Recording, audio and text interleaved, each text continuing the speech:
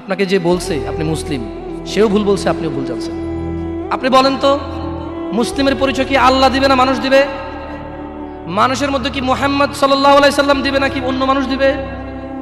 তিনি বলেছেন যে মান তারাকা সলা, যে সালাত ছাড়লো ফাকাদ কাফার, সে কাফের, সে কুফরি করলো। তো কিভাবে? যে ব্যক্তি যেই ওয়াক্ত ছাড়লো সে ওই ওয়াক্ত কুফরি করলো। একেবারে ধরেন ফেরাউনের মতো না, নমরুদের মতো না যে কাফের হয়ে গেল। নো, যে আসর পড়ে নাই তার ঈমান চলে যায়, মাগরিব পড়লে ঈমান আসে। কিন্তু আপনি কি বলতে পারেন যে আপনি আসর পড়েননি মাগরিব পর্যন্ত বাঁচবেন? হাত তোলেন তো কারা কারা ফজর পর্যন্ত বাঁচবেন। আমি বাঁচবো কিনা আমি জানি না, আমি তাই তুললাম না, আমি হাত নামাই ফেললাম। আপনাদের মধ্যে কে আছেন ফজর পর্যন্ত বাঁচবেন? কি বলেন? ঈশান নামাজি অনেকে পড়েন নাই, কারণ ফজর থেকে ভালো হয়ে যাবেন এই জন্য। এই যে আপনি বাঁচবেন আপনি জানেন, তো এখন হাত তুললেই তো হয়। আপনি মুখে একটা বলেন, আপনার কার্যকর্ম অন্যটা বলেন। ওয়াল্লাহি আমি কি আপনাদেরকে কাফের বলতে আসছি এই জায়গায়? বলেন তো, একজন বক্তা কি শ্রোতাকে কাফের বলতে আসে, নাকি শ্রোতাদেরকে কুফুরি থেকে ফিরাইতে চায়? আমার সাথে একটু কথা বলি এবার।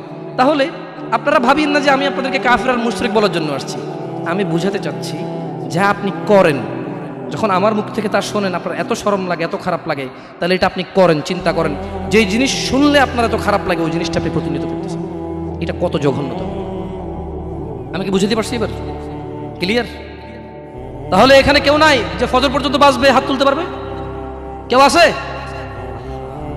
কি জবাব দিবেন আল্লাহকে? ভাই ভাই কি জবাব দিবেন বলেন? দাড়ি চিছে ফেলতেছেন, টাকুর নিচে কাপড় পরতেছেন, এক ওয়াক্ত নামাজের ধার ধারতেছেন না, অন্যের মেয়েকে ফুসলিয়ে ফাসলিয়ে কোর্ট ম্যারেজ করে ফেলতেছেন, একটা পারিবারিক ফিতনা ফাসাদের মধ্যে জড়িয়ে যাচ্ছেন, একটা সামাজিক ফিতনা ফাসাদের মধ্যে জড়িয়ে যাচ্ছেন। এরপরে দুঃখ পেয়ে অমুক মেয়েকে 4 জনে মিলে প্রপোজ করে, তারপরে দুঃখ পেয়ে 2 জনে মদ খায়, 3 জনে গাঁজা খায়, 4 জনে আত্মহত্যা করতে যায়। 3 জনের বাঁচানো যায়, একটা আত্মহত্যা তো করে না, কিন্তু জীবন শেষ।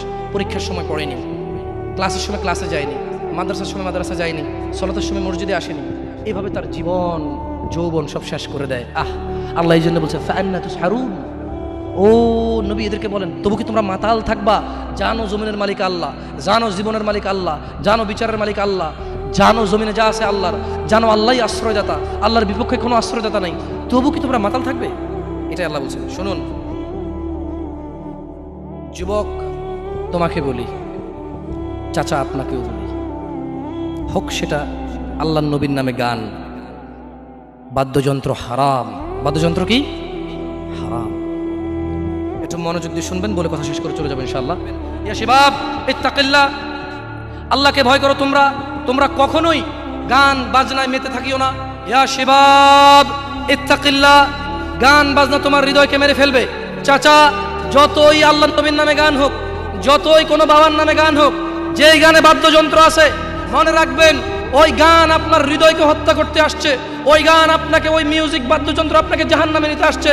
শুনুন, আপনার হৃদয়ের খোরাক আল্লাহ সুবহানাহু ওয়া তাআলা সূরা আনফালে বলছেন, আউযু বিল্লাহি মিনাশ শাইতানির রাজীম, আউযু বিল্লাহি মিনাশ শাইতানির রাজীম, বিসমিল্লাহির রহমানির রহিম, ইন্নামাল মুমিনুনা আল্লাযীনা ইযা যুকিরাল্লাহ ওয়াজিলাত কুলুবুহুম, ওয়াজিলাত কুলুবুহুম ইযা যুকিরাল্লাহ, ইযা যুকিরাল্লাহ ওয়াজিলাত কুলুবুহুম ইযা যুকিরাল্লাহ। নিশ্চয় যারা আল্লাহর প্রতি ঈমান এনেছে, ইযা যুকিরাল্লাহ, তাদের সামনে যখন আল্লাহর নাম নেওয়া হয়, ওয়াজিলাত কুলুবুহুম, তাদের হৃদয় শান্তি খুঁজে পায়। ওয়াইযা তুলিয়াত আলাইহিম আয়াতুহু যাদাতহুম ঈমানা ওয়া আলা রাব্বিহিম ইয়াতাওয়াক্কালুন।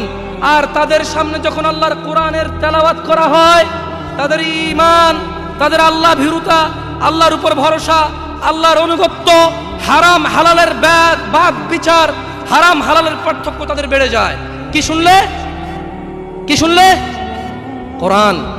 আর যদি বাদ্যযন্ত্রের সাথে আপনারা একাকার হয়ে যান, আল্লাহ সুবহানাহু ওয়া তাআলা বলছে ভূগর্ভে মাটির নিচে বিলীন করে দেবে, চেহারা করে দেবে শুকর বানরের চাইতেও খারাপ।